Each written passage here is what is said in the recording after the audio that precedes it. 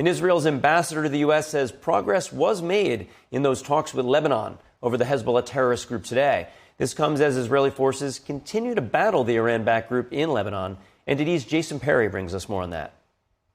A Hezbollah terrorist in Lebanon seen tossing his weapon as he surrendered to Israeli troops. The Israel Defense Forces on Tuesday saying that 3 Hezbollah terrorists had surrendered the day before and were then transferred for questioning.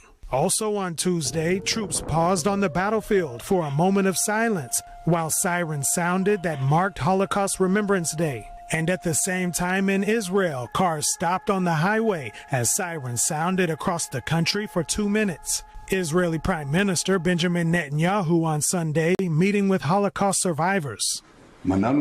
Today we are hunting the enemy. We prevented them from carrying out their plan of annihilation with a force that has brought the state of Israel to the peak of its power since its founding. A survivor of the Holocaust saying this in response. I received a message from the worshippers of the synagogue in Even Yehuda.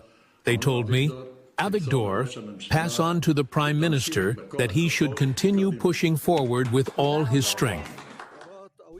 And on Tuesday, in the city of Tyre in southern Lebanon, emergency crews responded to the aftermath of a reported Israeli airstrike. Israeli forces continuing air and ground operations in Lebanon against the Iran-backed Hezbollah terrorist group, which has been firing rockets and drones at Israeli civilians. And on Monday, Israel's ambulance service said Hezbollah terrorists launched a missile that struck this area in northern Israel, injuring a 60-year-old woman. The fighting continues as talks between Israel and Lebanon were held in Washington on Tuesday over the situation with Hezbollah. A resident in Beirut saying this about the talks. If 2 neighbors are fighting, they have to sit together, whether they like it or not, directly or indirectly. But they have to sit together.